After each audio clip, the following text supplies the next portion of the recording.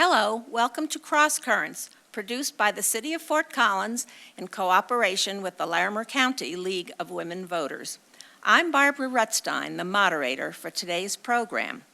Our topic is Glade Reservoir, its impacts on Fort Collins. We're going to start our program today with a video by the Colorado Water Institute reviewing the history of the Northern Integrated Supply Project, or NISP. This is a large water storage project proposed north of Fort Collins to supply water to 15 smaller entities in northern Colorado. The cities of Fort Collins, Loveland, and Greeley are not part of NISP. Because of concerns voiced in the process, a supplemental draft environmental impact statement has been prepared by the Army Corps of Engineers. And it is this draft that is being studied and can be commented on until September 3rd of this year.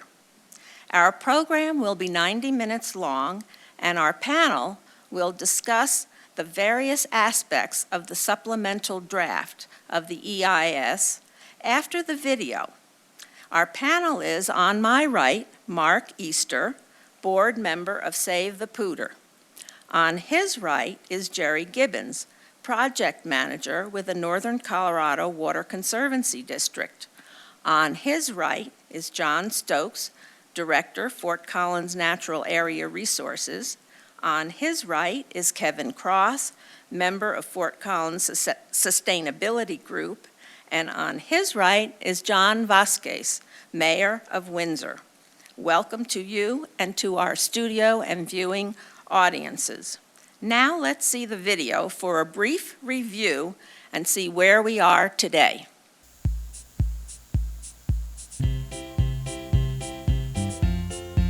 What is NISP?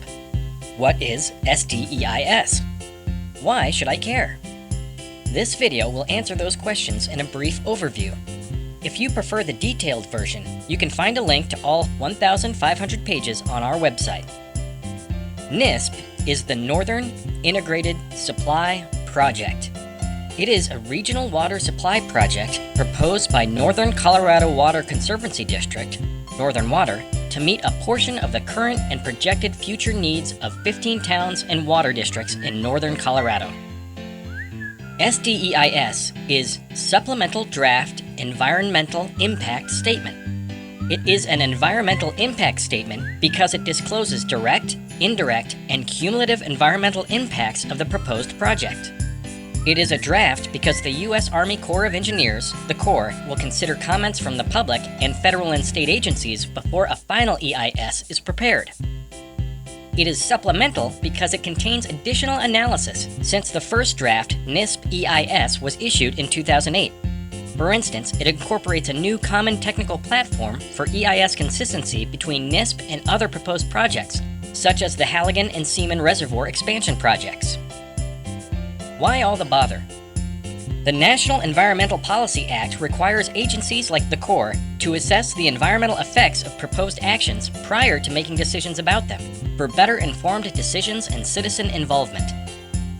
The Corps started the EIS process when Northern Water applied for a Clean Water Act Section 404 permit to build the project, because waters of the U.S. would be affected.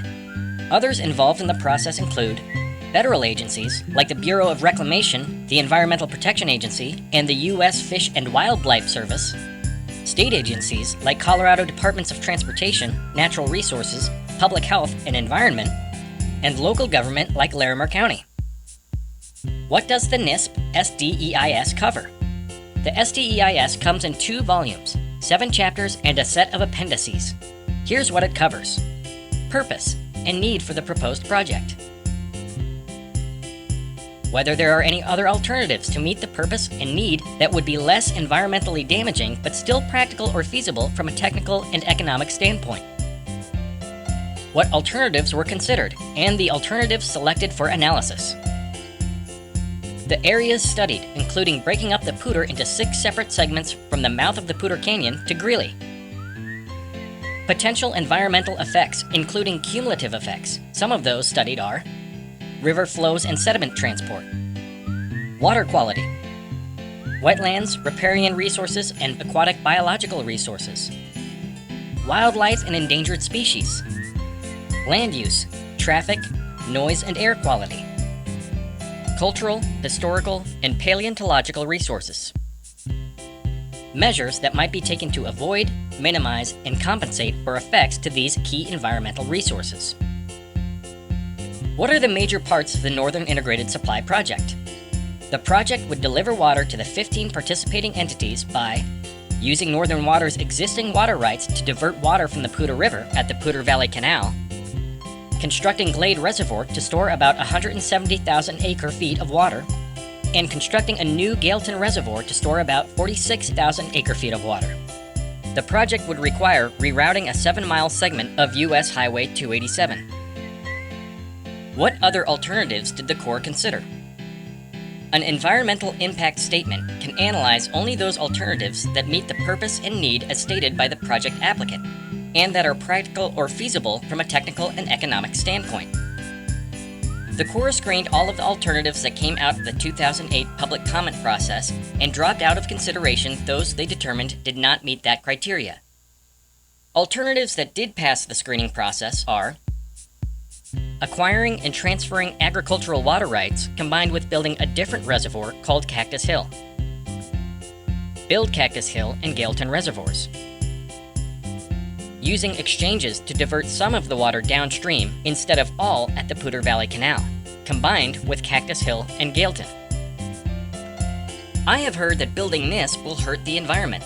I have also heard that not building NISP will hurt agriculture. What does the SDEIS say about these claims? The NISP SDEIS does not directly answer those broad questions, but here are some commonly asked questions and some statements from the SDEIS that pertain to them.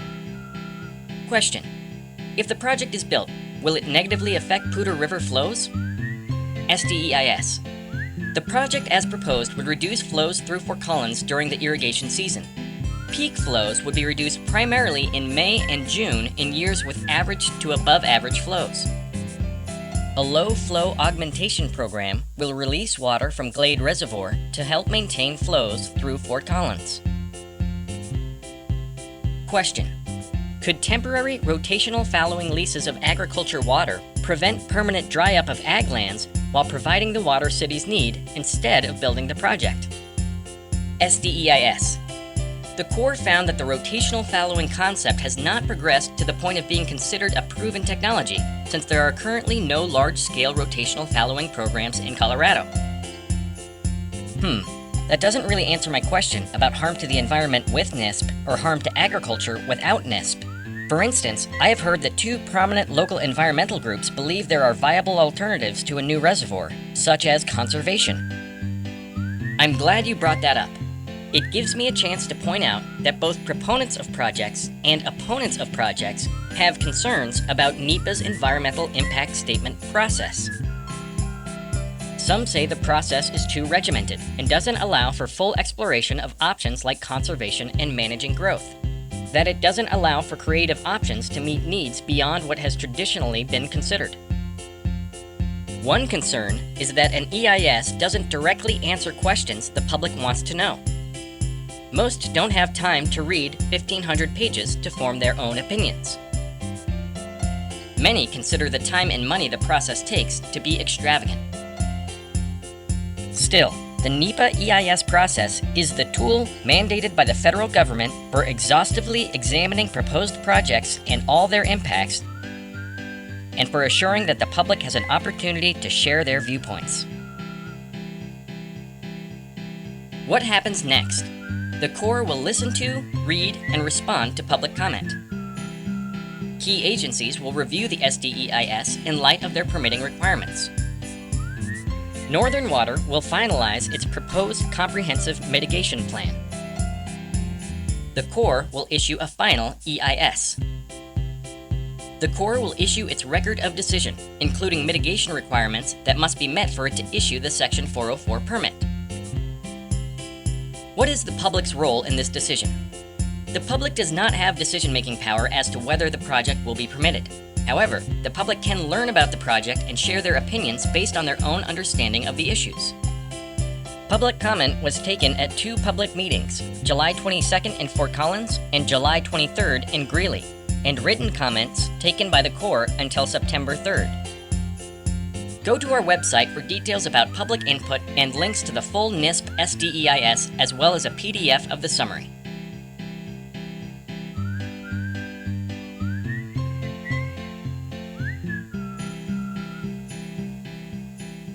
Okay, that was a quick review of what, 10 years of work?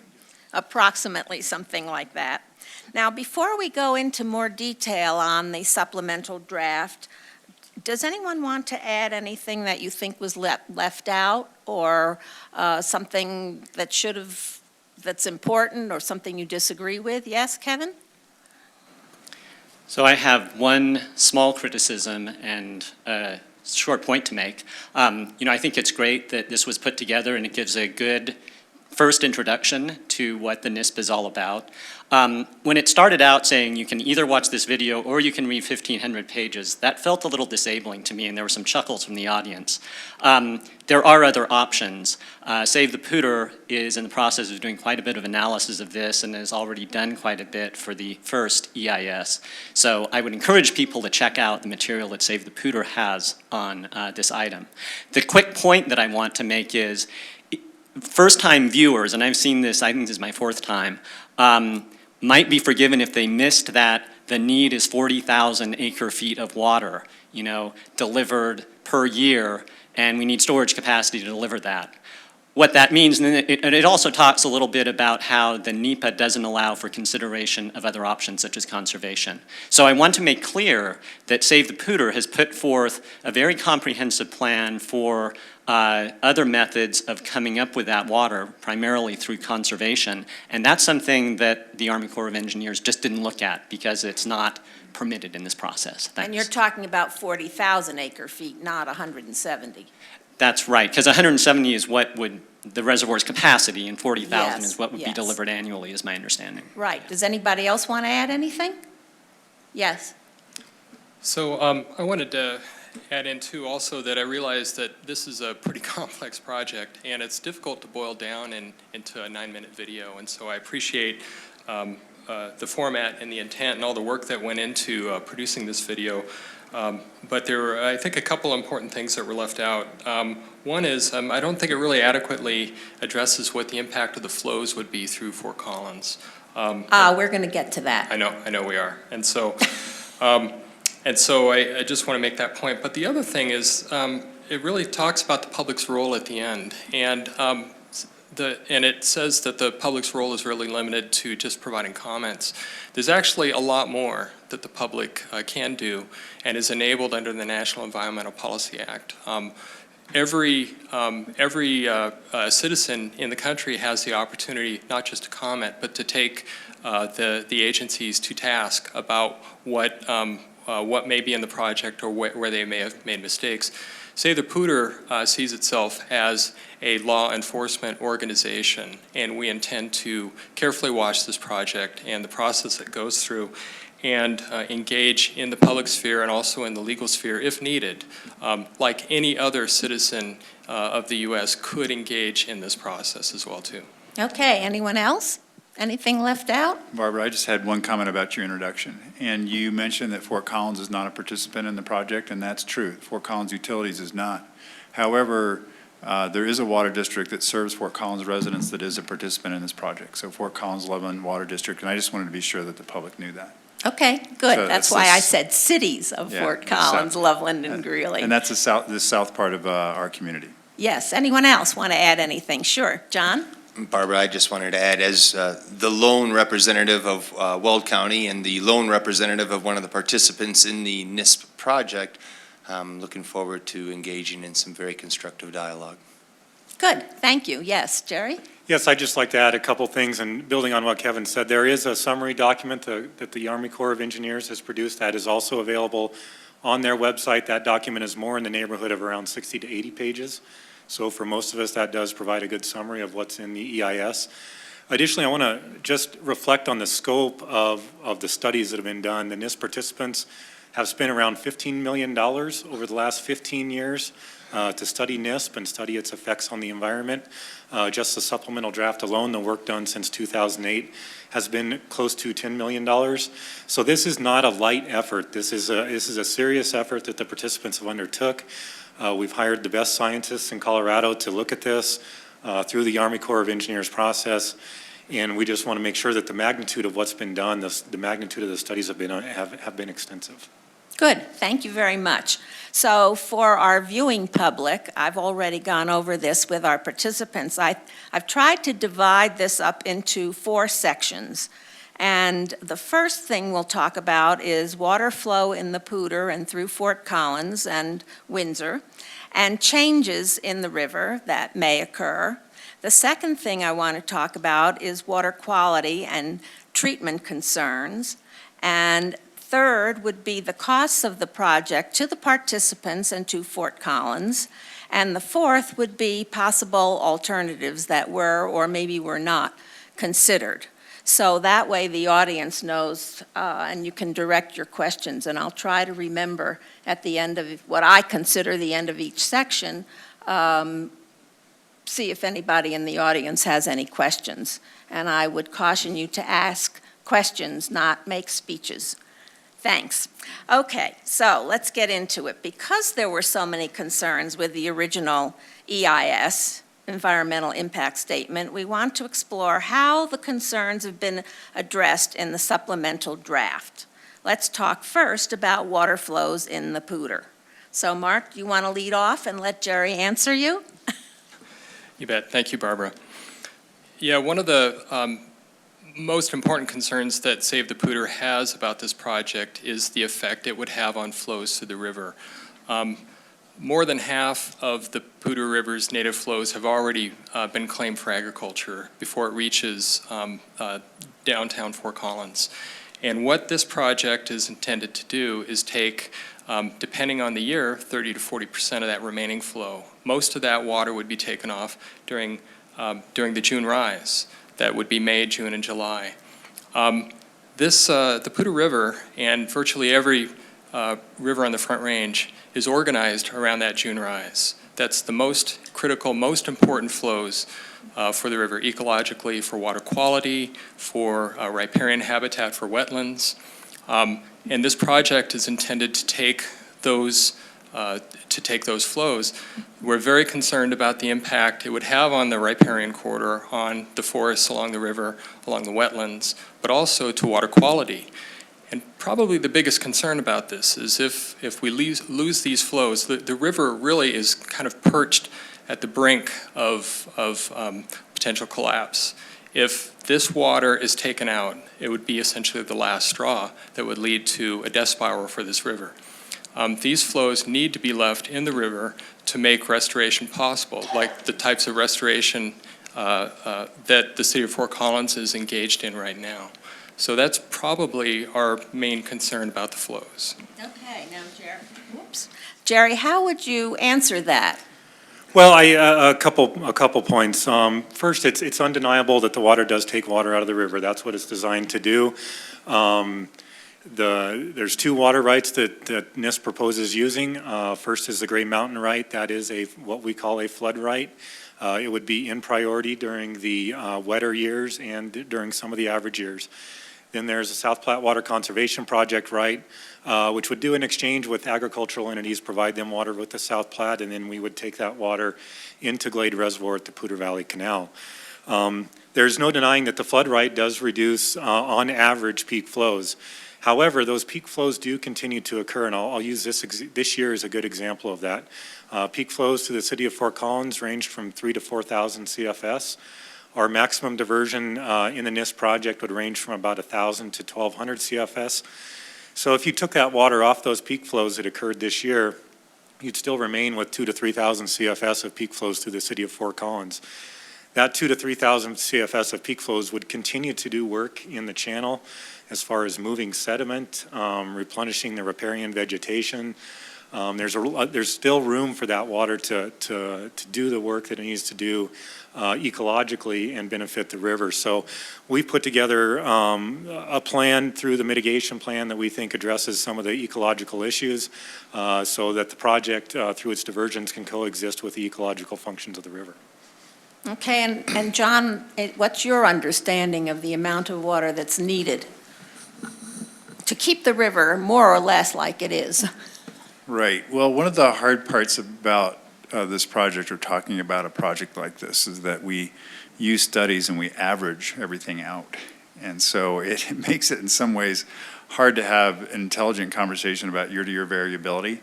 But our concern is similar to what Mark expressed as the city. We're worried about high grading the hydrograph over time. So Explain that. So you're lopping the peak flow off consistently year after year after year. And we actually made a presentation to City Council last week about the supplemental draft environmental impact statement and some of our early thoughts about it. And one of the things we noted is that there isn't any mitigation for the loss of those peaking flows. So if you look at the period from, for example, from about 2001 until about 2012, 2011, when the river was dry, the project would have had a pretty major impact on the river during that 10-year period of time. And so what we're concerned about is over time that just dries up the river, the habitat, the vegetation along the river, and that's a central concern of the cities. Okay, do you have concerns like that in Windsor? I don't know what the river is like in Windsor. Well, the Poudre River runs right through the heart of Windsor. Right, so it's a centerpiece of our community, just like it is for Fort Collins, and certainly there's nothing that we would do as leadership that would adversely impact a centerpiece of our community. It supports wildlife, it supports an ecosystem, it supports recreation, it supports our trail systems. Truly an amenity. So I share all of the same concerns that my colleagues here on the panel share. I think that they are focusing on the wrong part of it. Now, I've had the fortune of studying under some of the best teachers of engineering and hydraulics, hydrology, river mechanics at Colorado State University. And it's not about flow, it's about velocity. Engineers will tell you that erosion, conveyance of sediment, sediment transport, flushing of rivers, it's about velocity. It's about 5 feet per second, 7 feet per second. It certainly isn't about volume, because we've had an unprecedented volume of water run through the Poudre River this year. And to address Mr. Easter's comments, quite honestly, May and June are not the most important from the standpoint of health of the river. It is the most destructive period in the flow of the river, because that's when we saw the greatest amount of sediment transport. It's where we saw the greatest amount of sediment transport underneath our bridges, in our bends. We saw bank failures. We saw major erosion and change in the river, and it occurred during the peak flows. So what we as a community have always advocated for is maintaining those minimum healthy flows to maintain your riparian vegetation, to maintain the healthy ecosystem. But knocking the peak off is not as detrimental as one would think if, in fact, that peak is causing damage.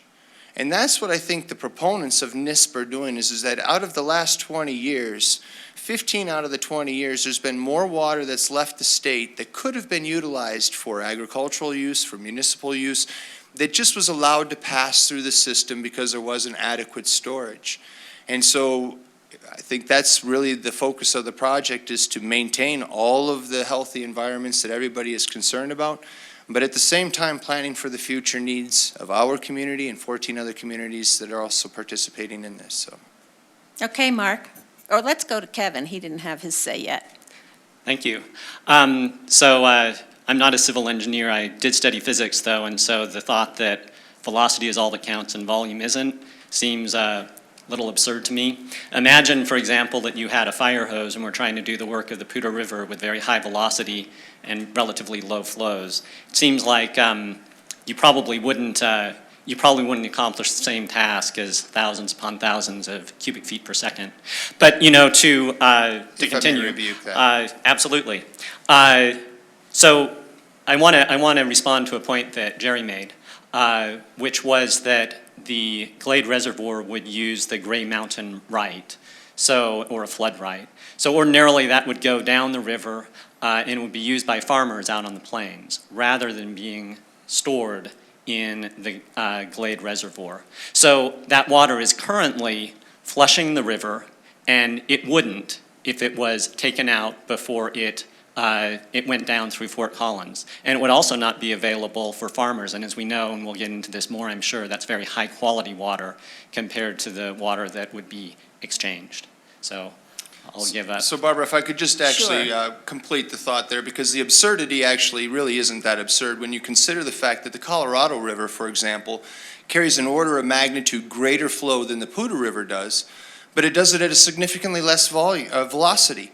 So it doesn't have the adverse impacts, even though 70 to 80% of our water in the state goes through one basin out of the 7. It doesn't see the same type of impacts that the Poudre would. When, for example, 2013 floods, we saw 9,000 CFS come through Windsor, unprecedented. Our river is not designed for that. But the Colorado River handles 9,000 CFS every spring, and it does it with a velocity that actually doesn't create a detriment to the river system. Okay, I have a question for Jerry. This is not meant to diminish floods, is it? No, the project isn't specifically designed to diminish floods. Like I mentioned, the diversion capacity at the Poudre Valley Canal would be 1,000 to 1,200 CFS. Some of the floodings that Mayor Vasquez has described were in the neighborhood of 3,000 to 4,000 CFS this year, up to 9,000 CFS. So obviously, when we take 1,000 CFS or 1,200 CFS off the river, that's not a huge diminishment of flood. However, during those marginal conditions that do occur during some years, the diversions that NISP does divert would help in a marginal manner. Okay, Mark. So I want to address a couple things about flood flows, but first I want to get back to what Mayor Vasquez was talking about. So the Cache-la-Poudre River has evolved over centuries, over millennia, around a specific flood flow. So any kind of comparison to the Colorado River is really inappropriate. It's a different system. Cache-la-Poudre River is the typical peak flows under native conditions were around 3,000 CFS, and that would typically, although no year is a typical year, every year is a little bit different, but on average about 3,000 CFS. It would peak in late May, early June, and then it would slowly subside. And that peak flow, what you characterized as destruction, is actually the river reshaping itself. And think about it as flush, rinse, repeat. This is something that needs to happen on a regular basis. And in fact, the entire ecosystem is organized around this.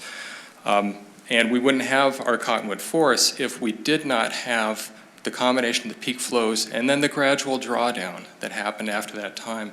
Now, I also want to just address the issue about floods. It's likely that the NISP project, if it's built, would probably increase the risk of flooding in Fort Collins and other communities along the river.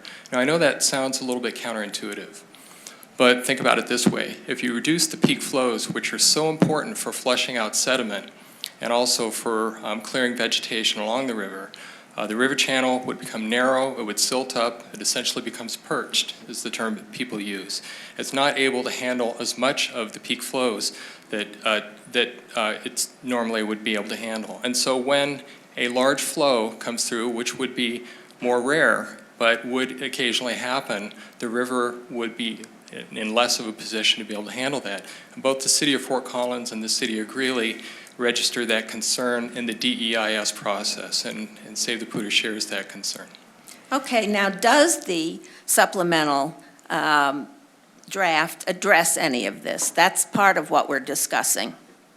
Yes, the supplemental draft addresses all of this. Like I mentioned, the NISP participants have spent $15 million on environmental studies, $9 million in the supplemental draft EIS, hired some of the best scientists in the state of Colorado. The geomorphology scientist that did the work actually resides here in Fort Collins. His firm is headquartered here in Fort Collins. Has done an exhaustive analysis on geomorphology, on sediment transport, on riparian ecosystems and functions. And on the geomorphology side, basically that reached through through the city of Fort Collins is a sediment-starved reach. There is not a lot of sediment. That sediment moves through the system. Mr. Easter is right. It does deposit down in the Windsor and Greeley areas, and that's where some of the concerns with the flooding occur.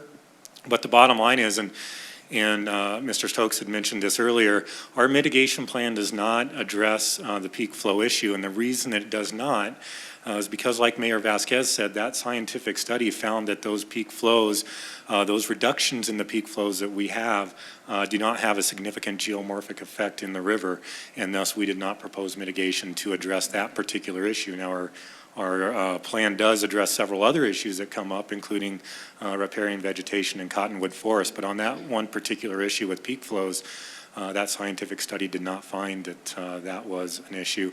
Similarly with flood flows, yes, the study does address flood flows and did not find an impact.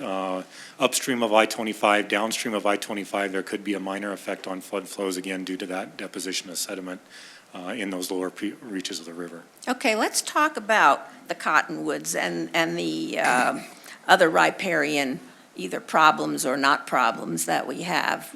You brought it up. Are there any mitigation efforts in there? Yes, that is one of the effects that the supplemental draft EIS found was on the cottonwood and especially the plains cottonwood forest. There would be, because there's a reduction in flow, there would be a reduction in groundwater, and that groundwater does support cottonwood forests, and primarily what it does is it helps establish some of the seedlings. And so what we've proposed in our mitigation plan is to regenerate those cottonwood forests through plantings. Those plantings would then, through our mitigation plan, be designed to be perpetually regenerating, so we get some of that natural regeneration of those cottonwood forests. I think the exact numbers were around 112 acres of cottonwood forest could be affected by our project. We would go in and mitigate that 112 acres. Some of that mitigation area is upstream of the city of Fort Collins and 2 reaches of the Poudre upstream of the city. 1 reach is in the city. We'd like to work with the city to find an appropriate location for that mitigation, and then two sites are downstream in the town of Windsor. And how would that be mitigated? By allowing more water in the river? We would do a couple things. We would replant cottonwood forests. But the other thing is we need to replant those in an area where they can naturally regenerate, and that's once we get those established. Now, some of that is easier said than done.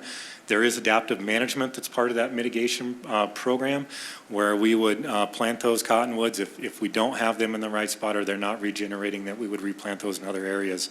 There are definitely permit conditions that would be provided to make sure that those cottonwood and those cottonwood forests would regenerate. And that adaptive management program that we proposed is designed to basically on the fly, a lot of people call it learning by doing, but to get out there, replant those trees, and then adapt our program as time goes on. Okay, John? Barbara, my studies and understanding of riparian vegetation along rivers, Mr. Easter is exactly right. Rivers are very dynamic. They move. When we manage them properly, you can actually have releases of flows that provide for healthy river systems that also control erosion and bank and river mobility, because that's bad. If you build a bridge for a road and your river moves, that's bad for your bridge. If you buy agriculture and the river moves, that's bad for your agriculture. So a healthy, stable stream, an equalized stream, is a healthy stream, and that can be managed through water management and releases. But riparian vegetation, the purpose of riparian vegetation is for bank stabilization. We don't plant trees because we want the river to help us grow trees. We plant trees and vegetation on riverbanks for the root system. It's an infrastructure, it's like rebar. It reinforces, it creates a network of reinforcement along the banks. Riparian, there are Benway weirs, there's a myriad of different techniques that are utilized for quote-unquote riparian vegetation. But the practice from a river mechanics standpoint, and I'm not going to speak on the ecologist or from the environmental standpoint, but from my standpoint as an engineer, riparian vegetation as a tool is utilized as a environmentally friendly way to stabilize river systems and keep them from moving on you, especially around permanent man-made structures. So I agree with a lot of what Mr. Easter said, but I think that the focus of riparian vegetation and its purpose from an engineering standpoint is more of a mitigation of erosion as opposed to a reason, I don't know, maybe I'll turn it over to Okay, those Mark. that disagree. Yeah. Then John. Well, I think that's certainly an engineer's perspective on this. But when you talk about structure and function with ecologists and biologists, there's a completely different point of view that I won't go into the weeds on right now. But Pardon the pun. so, I want to address something that Jerry was talking about earlier, and then get back to this. So when we talk about, Jerry characterized the reach down between the canyon and the canyon mouth and I-25 as being sediment starved. And I know this is kind of an interesting and maybe unusual term for a lot of people, but what he's basically saying is that it's unusual for silt to get deposited into the river in that stretch. It's basically there's enough flow and enough of a gradient for the water to, or for the river to clear out the river, or to clear out itself. And I don't know a single hydrologist that actually agrees with that assessment. I've talked with about a dozen about this issue. And the way the SDEI characterizes this, it's a gross simplification that essentially helps lead to a conclusion that that there's really nothing that needs to be done, that protecting the flows through the Poudre River or through the city of Fort Collins isn't really necessary because of that. Again, I don't agree with it, and I don't know anybody who does. So I'll just leave it at that. Okay, John Stokes. Yeah, I just wanted to make a few comments. One, I'm surrounded by 4 engineers, and I'm not the only person here that's not an engineer. And I wanted to talk a little bit about river management, and it goes back to what the mayor was saying. I think one of my concerns over the long haul is it's really expensive to engineer a river. And as we harden the river and turn it into more of a conveyance channel for good reasons, we want to protect infrastructure, bridges, homes, what have you. That is, we're good at that in a way. But in the long haul, we're going to have big floods that move things around no matter what. And it's also just a really expensive strategy. So one of the things we've been trying to do in Fort Collins is actually let the river go where it wants to go, which is a novel thought. And in fact, if you look at river management around the world, in Europe, they're really starting to go back to this idea that we need to let rivers wind around and wiggle a little bit more because it's so expensive to try and manage them otherwise. And we're really finding that to be true in Fort Collins. And so some of our restoration sites, we're letting the river flood areas that formerly were cut off from those floods. And it helps us regenerate the vegetation that we like to see. So the conversation we're having about cottonwood regeneration, actually planting trees is not a very effective strategy. Really, it's better to let the river do the work for you. And again, it does a better job, and it's a lot less costly. And I think, Jerry, you alluded to that in your comments. So that's what I wanted to say about those matters. Yes, Kevin. So just a real quick comment. I'm one of those engineers, but John knows far more about river management than I do. I'd say a good example of a totally engineered river is the Los Angeles River. There actually is one. It's a big, open concrete channel through Los Angeles, and I hope the Poudre never looks like that. So thank you, John, for the work you do here on that. Okay, let's go on and talk about water quality, because I think that's a big issue according to my reading. What causes water quality to change, and in particular in this project, and has the supplemental draft addressed those concerns that the city of Fort Collins addressed earlier? John, maybe you ought to start. Why don't you explain what the original concern was, and has it been addressed to your knowledge or to your satisfaction? Well, the city has concerns about the effects of NISP on water quality, and one of the reasons for that is because the river is already impaired in some ways. Water quality in the river is already impaired in some locations, and water quality consists of chemical constituents as well as temperature. So one of the points that the Corps has made in the EIS, and I've had conversations with Northern about this as well, is that we don't have a quantitative water quality model yet. And that's a gap that needs to be filled. And that will be conducted, my understanding is over the next year or so that's going to be prepared. And so we, at the city, we'd really like to see that because it's going to take information that's now qualitative. We have a qualitative analysis of the water quality impacts of NISP, but we don't have a quantitative analysis. And the reason that's so important is because really small changes, for example, in water temperature in the river can have a big impact on our operations. And it could cost us money to remediate those problems. And I know this is a concern that Northern shares. I mean, everybody shares this concern because water quality is so strictly regulated by the state and by the federal government. So who can tell us how much temperature change? Are we talking about 1 degree, half a degree, 10 degrees? Well, right now, we don't really have that information because okay. what the EIS, and somebody feel free to correct me if I get this wrong, but right now, the supplemental draft says there will be changes to water quality, but we don't have the numbers on that yet. And is that because of the diversion into Glade? What causes the temperature change? Who can answer that one? I'll let an engineer take over. I can speak to that. So as you reduce the flows in the river, there's less mass, well, it's actually a combination of effects. You have less water flowing in the river. You also impact the forest along the river and forest vegetation. As that declines, you get more sun on the river. It heats up. It absorbs sunlight and it warms up.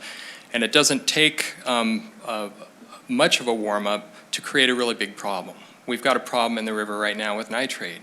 The big concern is if it warms up too much, that becomes an ammonia problem. And I can't tell you exactly what the temperatures are, but that's a big concern in this area. Ammonia is much more difficult and more expensive to deal with. It also creates other problems with toxicity. And so it's one of the big concerns that we expressed in the DEIS comments. I know the city did too, and we're anxious to see how the SDEIS treats it. Okay, so they haven't done that. Now, my understanding is that they were going to take the water out at more or less the mouth of the Poudre. And are you talking, is the temperature there going to change too? Downstream of that diversion point, the water would warm up because there'd be less water in the river, and the impacts on the vegetation, it's very likely that there would be more sun on the river and it would be absorbing. So you've got less water in the river, more sunlight hitting the river, it's going to warm up. But for drinking water, where does the city of Fort Collins take it out in relationship to where they would take it out for Glade? And let's let Jerry answer that. Yes, I'll answer that. And your question originally had 3 parts. One is the river water quality. One is the water treatment, City of Fort Collins water treatment plant. The other is the City of Fort Collins wastewater plant. And I think John and Mark did a good job of answering the river water quality. Yes, we do realize that we went through phase 1 of our water quality analysis, which was more of a quantitative or qualitative analysis. The quantitative analysis, we're scoping that out now, and that will proceed. You asked about the City of Fort Collins water treatment plant. That treatment plant diverts out of the Poudre River upstream of where NISP would divert out. So from that perspective, NISP would have no effect on the City of Fort Collins water treatment diversions from the Poudre River. Now, they also have an intake out of Horsetooth Reservoir. That's how they take delivery of Colorado Big Thompson project water. One of the alternatives being looked at by NISP would take water from Glade Reservoir, construct a pipeline and put that water into Horsetooth Reservoir. So some of our participants could take delivery of that water from Horsetooth Reservoir, as well as exchange that through our CBT system. So that's where the change in temperature would come and some of the other pollutants and silt? No, that would actually be an exchange, a change of some other constituents, primarily total organic carbons. Mm-hmm. And so that was a concern that was brought up by the City of Fort Collins during the draft EIS. And we acknowledged that study needed to be improved. So we went through substantial improvements on the study of water quality in Horsetooth Reservoir. We really feel like we have a top-notch analysis of what that shows. And basically what it shows is, yes, TOC will increase, but by a very minute amount, probably not detectable at the water treatment plant. And so we really feel like we've gone through and addressed the City of Fort Collins' concerns on their water treatment plant. Now, the last issue you had mentioned was on the wastewater treatment plant. The wastewater treatment plant, there's two plants, the Mulberry treatment plant and the Drake plant, which discharge near Mulberry Street and then down a little bit further south of Prospect Street. We also did a more quantitative analysis of those discharges. Those experts felt like the NISP flows, we do have protection of low flows in our mitigation plan. NISP would not divert out of the river during the summer when flows are less than 50 CFS. As Mark had mentioned, it is those lower flows where you start to get some of those water quality issues. We wouldn't be diverting at those times. And so with that taken into account, we do not feel, and the experts did not feel, that we were having an impact on the city's wastewater plant. So on both the water treatment plant and wastewater plant, we feel that the supplemental draft has a good quality analysis on what the effects are, and there is no effect. And of course, we do not, and none of the participants want to be in a situation where we're causing the city of Fort Collins to have to increase their water or wastewater treatment costs. That is not the intention of this project, and we would not build, or we would mitigate those effects if they were there. That's not something we want to have incurred by the city of Fort Collins or anybody else on the river, for that matter, the city of Windsor or the city of Greeley. So we feel that we've adequately addressed those through our studies and through our mitigation plan. Okay, Mark? Yeah, thank you, Barbara. So I want to address something about this, and I want to get back to something John said earlier about how expensive it is to engineer solutions when it's a lot cheaper to let the river take care of these problems for us. And I think this is a good example of that.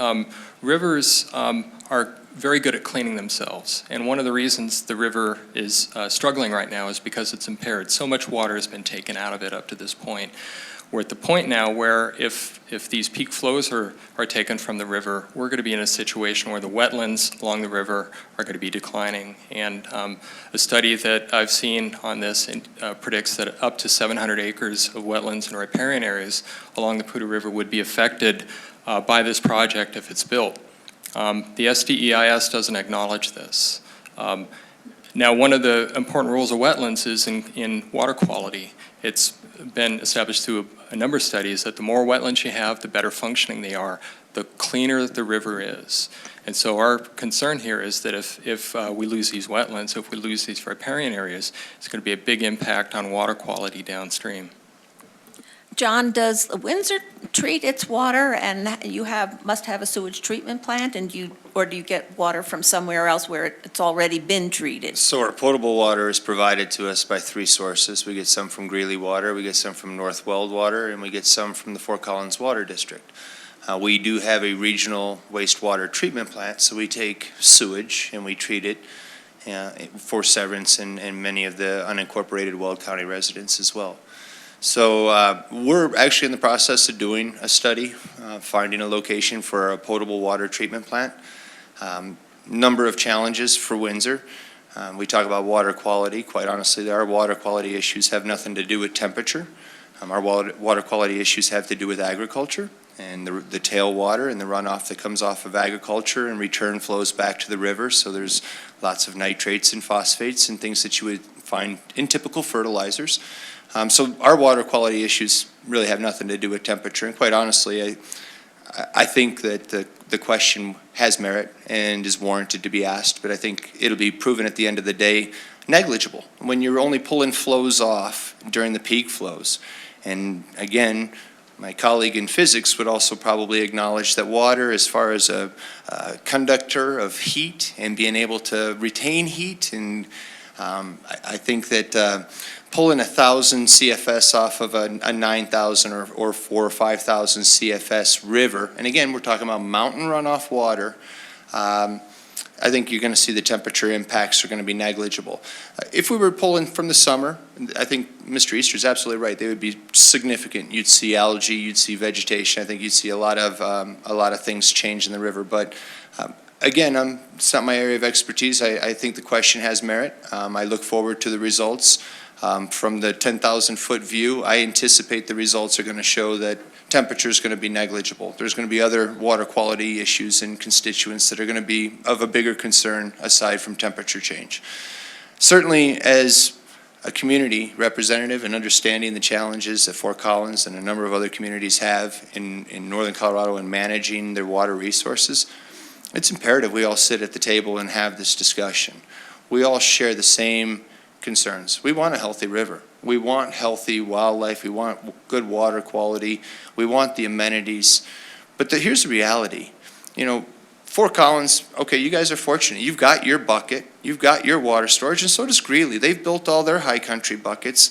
So it surprises me when people say that little communities like mine of 25,000 that have a master plan to become some of 50,000 that don't have the water to meet the needs of even the next 10 years, that for some reason our community is not entitled to the same opportunities that Fort Collins and Loveland and Greeley are, or the other 14 participants within the NISP project. We have spent millions of dollars trying to come up with the right answers to make sure that we're not the problem for northern Colorado, but rather we're just getting to take advantage of all the same opportunities our neighbors are doing. So kind of as the lone voice here, as the, you know, other than my colleagues on Northern Water for the proponent of this project, I think it is important to understand that we're not asking anybody to take a dead cat. We're asking people to allow us an opportunity to plan for a future, environmentally friendly manner, sustainable for our neighbors, for the district, and for our future. Okay, who had a comment? Kevin? So again, like Mark said, communities along the Front Range have already taken out 50% of the water flows to the Poudre, and this project contemplates taking out 30 to 40% of what's left. At some point, we have to recognize that we live in an arid climate, and business as usual might not be sustainable anymore. And business as usual includes using about twice as much water per person in the United States as is used in other advanced industrial economies, such as Germany and France. So I think we, again, really need to look at conservation, which is emphasized by Save the Poudre, and this applies to Fort Collins as much as it does to Windsor, and look at that as the source of, you know, whatever additional growth is going to happen. But again, there are physical constraints. This is a dry state. We cannot continue growing forever and using vast amounts of water on the Front Range of Colorado. Okay, let's get back to the quality issues. John Stokes, do you think that those issues have been addressed in the SD? Not completely. Yeah, we continue to have some concerns, and we'll be making some additional technical comments, especially on the water in the reservoir. So we'll have more to say about that. I do think that the point that Jerry made is a good one about the fact that they won't be pulling water off below 50 CFS in the summer months, and that definitely is beneficial for our Drake treatment plant downstream. Mulberry and Drake. Mulberry and Drake, but in particular Drake, because it's at the low end of the river where flows tend to get lower than they are upstream. The thing to keep in mind, though, is even if Northern's not taking that water, somebody else might be. And so that poses a problem that's not attributable to Northern's project or NISP. It's attributable to other people taking water out of the river. And it really goes to this point that I think all of us have been making at the table, and that there's been a lot of water withdrawal on the Poudre River. And I guess a bigger question for me, and I think, again, some of us have alluded to this question tonight, is, what happens in 50 years? We have Glade, we have all the water that's been diverted from the river already, including the diversions that Fort Collins makes. And we have the potential for Glade, we have the potential for our own project. We're in the EIS process right now to permit a project that would deplete some flows in the river, tiny compared to Glade, but nevertheless. We'll be doing that. Greeley has a project, a big expansion of Seaman, and then there are other projects out there that probably will happen over time. And I think at a certain point, we need to ask ourselves the question, what are we going to do about that? I mean, how far are we willing to deplete the river before we say it's enough? And how are we going to manage or militate or mitigate against a future, I think, for the river that looks actually, in that context, looks relatively bleak. Okay, Mark, and then I want to get on to costs. Maybe that's a mitigating effect. Sure. All right, thank you. So, I want to address something that Mayor Vasquez was saying earlier about their plans to essentially build rooftops with this water. And really what the project proponents and the Northern District are asking us to do is accept the notion that they've done everything that they can up to this point to prevent having to take any more water out of the river. That is the line of reasoning that's in the SDEIS, that they've achieved all the effective conservation that they can reasonably achieve. I don't think they've come even close to what can be achieved. For that matter, through some pretty significant, it's some interesting play of words and interesting but arguments that I don't buy. They've limited the types of alternatives that they feel like they can reasonably analyze in the SDEIS. And they've eliminated a lot of innovative and important opportunities for achieving our water right, or for meeting our water needs in the region here. And I guess the question is, in the end, for something like this, who feels the effect for something like this when somebody else benefits downstream and the impacts are felt in the river running through Fort Collins? Barbara, I absolutely have to respond to this because, quite honestly, Mr. Easter doesn't have the foggiest idea what he's talking about when it comes to Windsor's water conservation effort. In fact, our conservation effort's been so robust over the years. We've implemented tier water systems to charge people who waste water. We give away water conservation kits. We have training, we have teaching, we go into the schools, and you know what? We've reduced our water use over the last 3 years by 17%. So to sit here in front of the community of Fort Collins and accuse Windsor of being frivolous Oh, I don't think he was mismanaged, accusing well, that's Windsor. kind of the way it came across. That we haven't explored all of our options. We've spent 10 years exploring all of our options.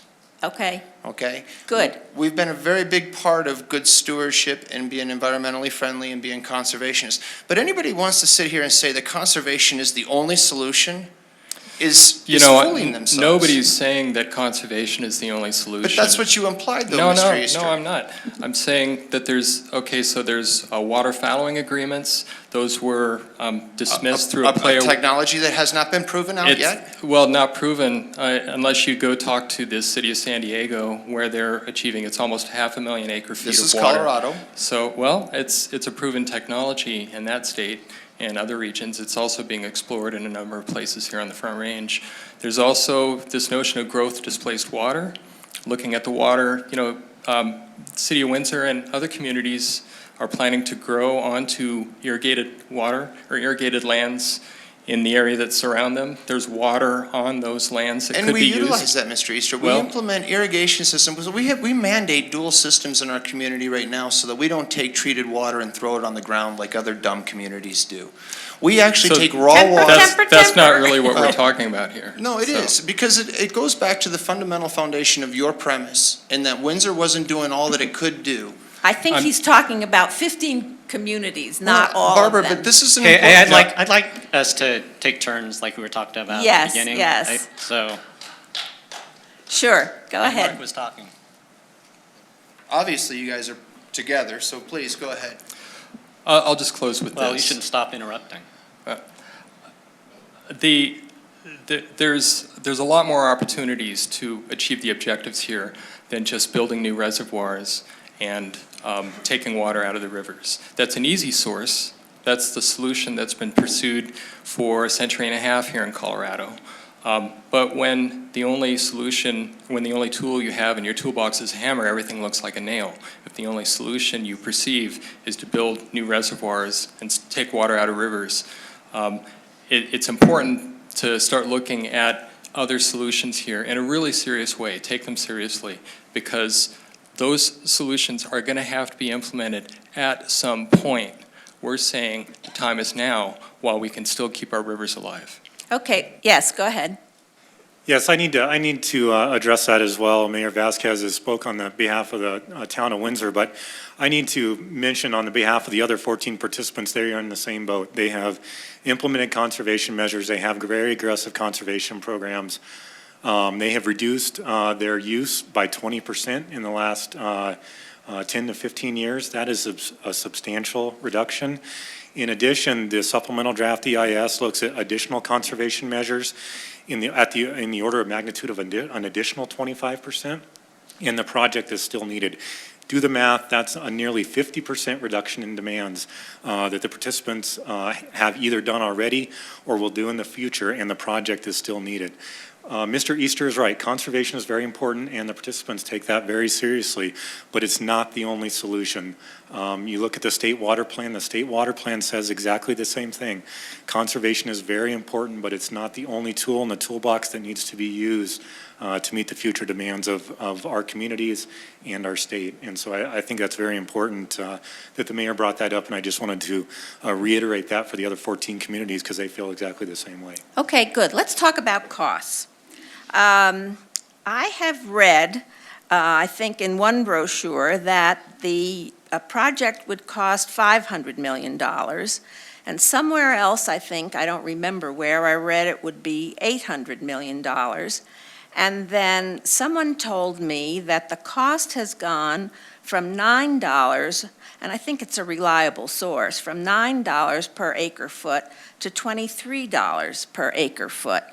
I'm wondering, first of all, it seems like a huge jump in cost, and I'd multiplied by acre feet, and it was astronomical. It came into billions, and I'm not sure I did the calculations right. But anyway, I'm just wondering, how are the communities who are involved going to pay for the project? Yes, if I could take Sure. the first shot at that. You are correct. The information that we put out says the cost of the project will be around $500 million. Those are back in 2010 dollars. As all of us know, prices inflate over time. What the EIS has done is they've taken that $500 million and distributed that over the life of the financing of the project. And it's just like when all of us purchase a house and we have a mortgage, the cost of the house may be $200,000 now. But when we get done paying our mortgage, it's more in the neighborhood of $400,000 or $500,000, depending on your interest rate. So that's why there's the difference in the cost between the information we have in our brochures and what the participants are using for their financing mechanisms and what's shown in the supplemental draft EIS. It's just a difference in how you portray those costs. Now, the other thing I do want to bring up is the cost of water.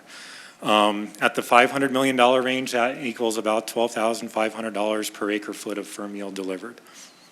The Colorado Big Thompson project has CBT units, which are basically traded on the free market. Those units have increased in cost, especially over the last 3 years, to a cost of about $28,000 or $30,000 per unit. Our yield on our project, our firm yield, is roughly about 0.5 of an acre foot per unit. So if you do the math there, costs of CBT water, which is a free market traded transaction, is in the neighborhood of $50,000 per acre foot. That's what communities are willing to pay for that water. And so as you can see, you do that comparison between the 12,500 acre feet and the $50,000 an acre foot that people are already paying today, have paid over the last few years for that CBT water. Water is a very expensive commodity in Colorado. And so it shows you the value of the project to the communities. They've invested a lot of time. They continue to believe that this is a worthwhile project, saving them a tremendous amount of water in the long run. And what that also does is it saves on tap fees. If you look at the cost of houses and the amount of that cost that is a tap fee, it's tremendous, and it's only going up. And we all know that housing affordability is a big issue in northern Colorado. A lot of that has to do with the cost of water these days. So that's one of the reasons that the participants continue to move forward with this project, is it does provide them with an alternative to that very expensive CBT water that's driving up costs for housing. Okay, I want to pursue that a little more, and then I think Mark has a comment. So the individual communities will sell bonds, is that right, for the construction? Yeah, there's several options that are being looked at. There's basically three ways that the communities will pay, either through cash, through bonding, or through loans. Some of the communities have already saved up a tremendous amount of money from their tap fees to pay for portions of that project. City of Fort Morgan is a good example of that. The other most likely option is low-interest loans. As we all know, interest rates are at an all-time low right now. We've been talking with several lenders, particularly the Colorado Water Conservation Board.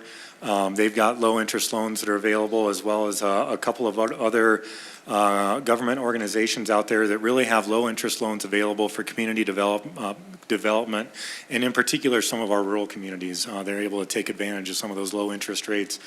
And all of them have been going through their financing of the project and feel comfortable. Honestly, they would not have invested $15 million if they didn't think they could pay for the water in the end. And so I think that's a testament to the willingness of these communities to pay the cost of the project. Okay, one more question I want to get to. So it would be through bonds, tap fees, and what about water and wastewater rates and fees? Would that also be involved in that? Well, each community is different. Okay. We've got 15 communities. Some of them have increases in their rates that will pay for that. Some have increases in their tap fees or just tap fees in general, not even necessarily an increase in those tap fees. So each community is a little bit different on how they're going to finance that particular mechanism. But you're right, there's several different options for them to do that. And in a sense, then, they need to have the houses to pay those fees to pay the bonds. Is that a good assumption or not? In some cases, yes. In some cases, they have the ability to pay those costs now with their existing residents. But in most cases, yes, they do need to have growth, and growth has proven itself out over the last 20 years in our communities. This is a great area to live, as we all know. That's why we all live here. These communities do very prudent planning. They all have growth management areas, do that planning just like the city of Fort Collins and other communities do, and they're confident in their planning that the ability to repay those loans will be there. And frankly, those borrowing agencies would not fund this project if they weren't confident that those communities could repay that money. Okay, Mark, did you have a comment? Sure. I think it's interesting to point out that Chuck Howe, who's prominent in water economics, pointed out that if this project had been built before the economic downturn, a number of the communities involved with this would have been in default because they wouldn't have been able to, they weren't selling the permits required in order to sell the tap fees in order to make the payments. The only option they would have been able to pursue would have been to raise rates on existing residents.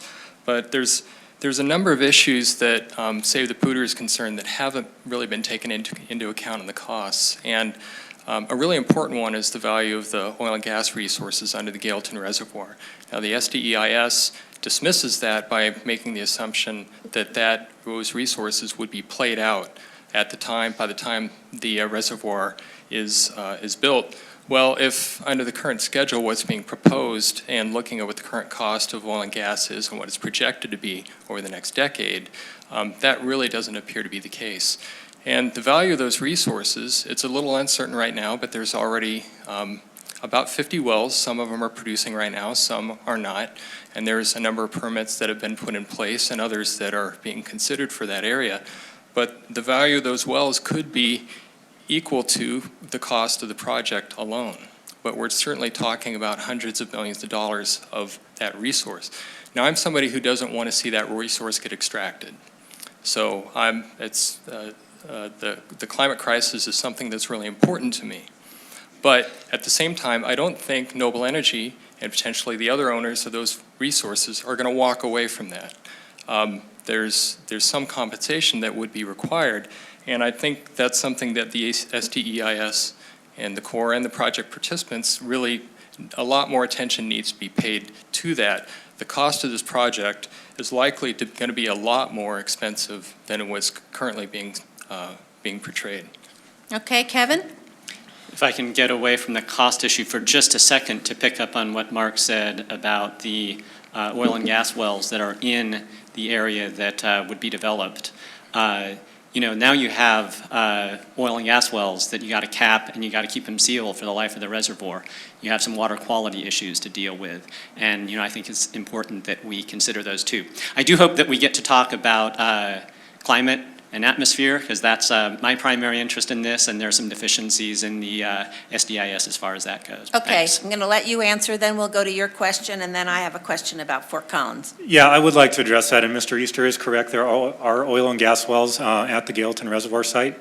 We have routinely talked with Noble Energy. We would not be prudent engineers if we didn't go out there and talk to folks that are utilizing that resource right now. We have talked with Noble Energy numerous times.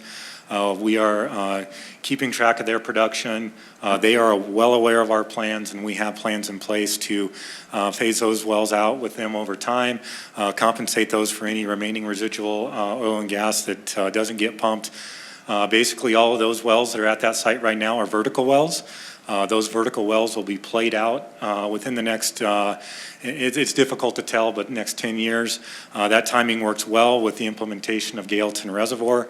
Once they go back into a different formation at that site, they can use horizontal drilling techniques. The oil and gas industry is very progressive in new technology. And so we've been talking with them at numerous meetings. We actually had a meeting with a consultant yesterday to start developing our capping plan for those wells and how we phase those wells out. The EPA has given us guidelines on how they do that. We've incorporated that into our mitigation plan. So, Mr. Easter, you are correct. Those are out there, and we do have those in our mitigation plan, and those costs included in our total cost. Okay. Go ahead, Kevin. Oh, I said I was going to go to John first. Let's do that because it has to do with costs, and that's where we are. In 2008, the city council passed a resolution and sent the resolution to the Corps of Engineers saying that the city's one-time damages could cost $200 million in drinking water sources and supply and water treatment operations with ongoing costs of millions of dollars annually. Do you suspect that those costs would still exist, or has enough mitigation been talked about at least so those costs have gone away? And who would pay those costs? I assume the ratepayers. Yeah, we got a question from council that was similar to that the other night, and part of the problem in answering that question is that the technical team we have working on water quality related issues isn't done with their work. And in fact, that's all due tomorrow at 5 o'clock, end of the day. And so it's a question that we haven't delved into, the potential costs to the city of Fort Collins. I do think that Northern has a good team working on water quality related issues, and they've addressed some of our concerns. I think we will continue to have some concerns. We're not ready to put a potential price tag on those yet. And in fact, that remains to be seen. Okay, and would Northern pay some of those costs? Well, I get back to the previous comment I had on addressing that issue. Right now, the supplemental draft EIS does not show that there would be those costs. Okay. If they did occur, yes, we'd have to talk with the participants on how we address that, because certainly, like I mentioned before, our intention is not to increase treatment costs either on the water or wastewater side of things for the city of Fort Collins. And if it is shown that there are costs there, we would have to come up with some kind of mitigation technique, whether it's modifications of our project operations or reimbursement to the city for those costs. But I certainly can't commit to those on the spot here, but that's something we would certainly address if those technical analyses show that. And one more question. I think I know the answer, but I want to get it out. I know that every homeowner in Fort Collins pays a mill levy to the Northern Colorado Water Conservancy District, and mine was $26 last year. I'm assuming that I'm not going to see any radical changes because of this project. You are correct. All property owners within the Northern District boundaries, which basically run from the Wellington area all the way down to Broomfield, out to Greeley, and then along the South Platte to Nebraska, do pay a 1 mill levy to Northern Water for our services, but that mill levy goes to operation of the Colorado Big Thompson project. The Northern Integrated Supply Project is completely a participant-funded project, so communities such as the town of Windsor and our other 14 participants pay 100% of the costs of the EIS. They pay 100% of the cost of the time that I work on that project. So none of that tax money that property owners within the district pay for services related to the NISP project. Great, that's what I wanted to know. Thank you, Kevin. So in response to some comments that were received on the original EIS, the Army Corps of Engineers did look at some of the greenhouse gas implications of building NISP. Greenhouse gases, of course, are what contribute to climate change. They looked at one of three areas that is important. What they looked at is the greenhouse gas emissions attendant upon generating the power used to run the pumps that would draw water from the Poudre River and into Glade Reservoir. But there are two other very important sources. One is the damage to wetlands would cause those former wetlands to decay and release greenhouse gases, and the amount of greenhouse gas that would be released would be approximately the same, similar order of magnitude to the amount of greenhouse gas associated with pumping. Between the two of them, these are equal to about 4% of the annual emissions of Fort Collins each year. That might not sound like a big number, but upon the release of the Clean Power Plan by the Obama administration recently, there's been a lot of talk about how much we need to reduce our greenhouse gas emissions, and it's about 8 to 10% per year for the country through 2030. So this would take us in the wrong direction. The third area that the Army Corps of Engineers didn't look at are the embodied greenhouse gas emissions associated with the construction project. So, lots of concrete, lots of earth moving, so on and so forth. And those we estimate to be about 218,000 metric tons, which is equivalent to just under 10% of Fort Collins' annual greenhouse gas emissions. So this is an important issue associated with this project, and I think we all need to be paying attention to it, and the Army Corps of Engineers needs to pay better attention to it in its next analysis. Okay. Any other comments on that? Where would the power come from? Yeah, I'll address that. A couple of options. One is that the Poudre Valley REA has a line very near our power, or very near our pumping plants at the Glade Reservoir site, as well as the Gailton Reservoir site. They get their power from tri-state generation. The other option is Xcel Energy. They also have power lines in those areas. For any of you that have looked at their power portfolios, they are both very aggressive in new technologies, green technologies, wind farms, and so they are on their way to meeting those state standards for renewable energy in their power portfolios. The other thing I do want to mention, and I do invite you to make comments to the Corps on those two topics that you feel weren't addressed adequately. That's exactly what this comment period is for. I do feel that your estimates of wetland impacts are a little bit overstated, but feel free to make those comments. I do want to address one other issue, though. Northern Water has been progressive in the small hydro area, meaning small hydropower. A couple years ago, we built a small hydropower plant at the base of Carter Lake Reservoir. We're now in the process of building a small hydropower plant at the base of Granby Reservoir. Those two power plants, if you look at the offset in greenhouse gas emissions, compute to about 20 to 30% of what the power consumption would be at Glade Reservoir. And so there are definitely opportunities for us on the NISP project to look at opportunities to regenerate power. Northern Water has gained a lot of experience on how to build those plants, how to market that energy out there, and we really feel that we can recuperate a lot of that power through some hydro plants, and we're going to look at those opportunities. That's a mitigation measure that we do have in our mitigation plan. Okay, I have a question for Kevin. I was reading some of that report today, and it said that carbon dioxide emissions, I think it meant from the pumping, would be 37 to 50 tons a year. Does that sound right? Did I misread? I think it was 37,000 to 57,000 metric tons per year. I didn't think it was 1,000, but Yeah. If I could, I've got those numbers here. The range is, for all of our alternatives, somewhere between 37,000 and 50,000 tons per year. You are correct. okay, that sounds like a lot to me. Is it or Yeah, not? again, that's about 2% of Fort Collins' annual greenhouse gas emissions equivalent. Another way of visualizing it, it's equivalent to about 13,500 automobiles on the road. So, it's a significant number. And, it's great that Xcel is, pursuing wind and solar to the extent it is, but the idea isn't that, or what's going to benefit the atmosphere isn't that we go turn around and use that to pump water. The benefit is we displace coal use and we reduce our greenhouse gas emissions significantly. Again, 8 to 10% per year is the target that we need to be shooting for in order to avoid dangerous interference with the climate system. So, you know, any addition to greenhouse gas emissions is a bad thing. One more comment, and then we have to do our final comments. Okay, I'll be real brief here. Time is running out. I gotcha. So just briefly, I just, something that's people are starting to realize when they examine power, when you're trying to generate power, is that there's really no free lunch when it comes to greenhouse gases. And that's true with, unfortunately, with reservoirs as well, too.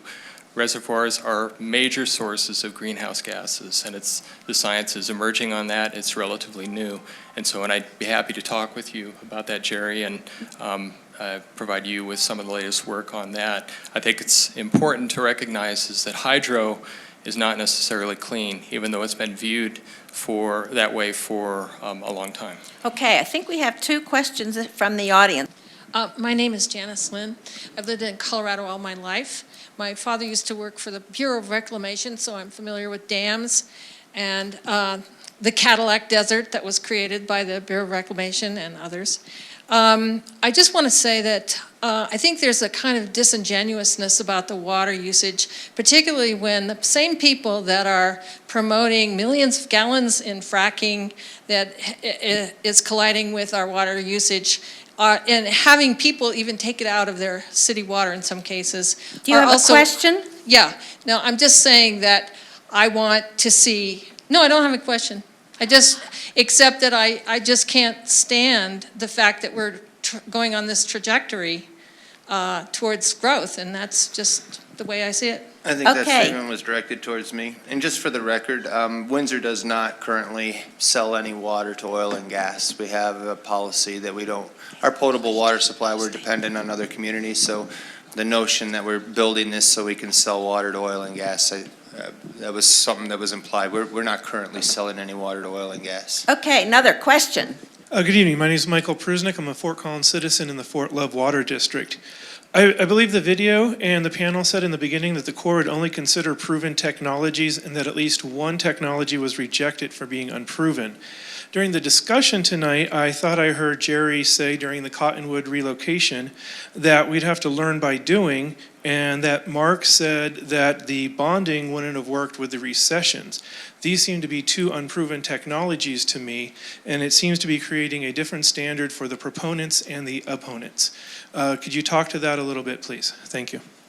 Well, I'm not exactly sure how to answer that question. I think we did talk about that in our remarks. The bottom line is that the funding agencies, when they bond and when they loan to these municipalities, have to have confidence that they're going to repay those loans. We have not heard any indication from any of the lenders that we're talking to that they have those concerns. Obviously, when you're a bank and you're lending that money out, if you don't think you're going to get repaid, you're not going to make that loan. It's a pretty cutthroat business. So I think there's a lot of confidence that these communities are financially stable enough to make. So Barbara, for Windsor, 15 seconds, Standard & Poor's just raised our credit rating from single A+ to double A-, and we've had $500 million of capital money invested in our community in the last 5 years. So Good. We're pretty healthy. Okay, is there another question? Shen Gruber, Fort Collins resident. Historical flows, there was a lot of talk about flows initially. Flows are historically easy to measure because they actually happened. Moving forward, looking forward into the future, considering climate change, how do we know what these flows are going to be? Has there been any study, projections, estimates?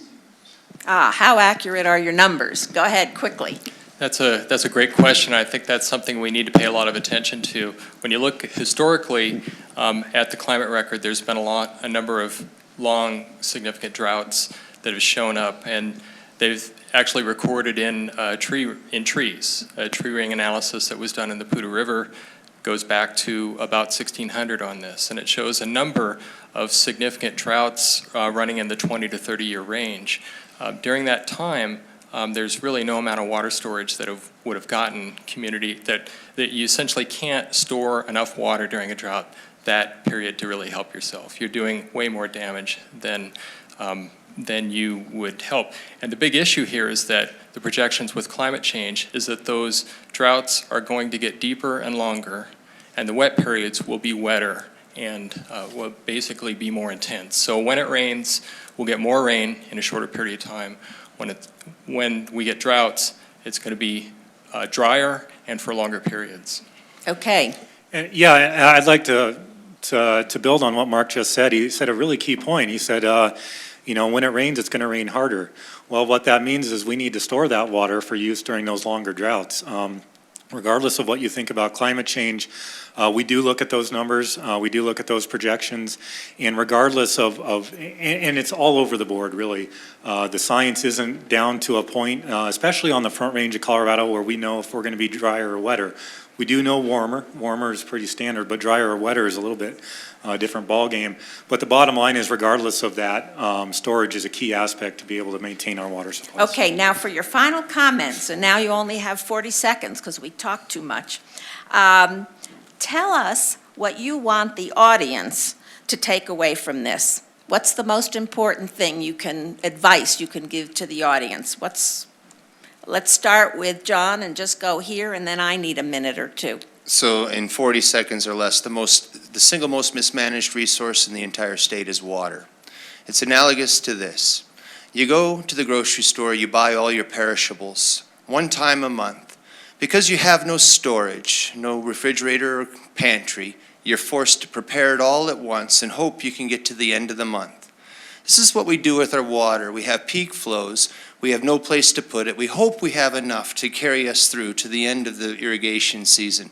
And Governor Owens put it a number of years ago, I think very appropriately, that Colorado has not had a water shortage. It's had a water storage shortage. If we want to manage our resource responsibly, maintain healthy rivers, good environment, and be good stewards of our resources, management is the key. That's tough, Barbara. I know. So I think what I'd like to leave people with is that the Poudre River is currently at a tipping point. We already withdraw about 50% of historic flows. This project would contemplate removing another 30%. It reminds me a little bit of Shel Silverstein's story, The Living Tree, where the young man at the beginning of his life is shaded by this great tree, and as he goes through his life, he keeps taking more and more of it. First the apples, then the branches, builds a house with it, finally builds a boat with it. At the end of the day, or at the end of his life, I should say, all that's left is a stump. My fear is that that's what's going to happen with the Poudre River if Glade NISP is constructed. I guess at a 30,000-foot level, the question that I think we need to grapple with is what happens to our river over time. And as we continue to withdraw water from it, and as we continue to use it for all the beneficial uses that we enjoy, in the long haul, where does that take us in terms of river health, ecological health, in particular, and how do we deal with that? Go Okay, ahead. I'll build on what John said there. I agree. I think we've got a study here. We've spent a lot of money on this study over the years to quantify what the effects of NISP would be.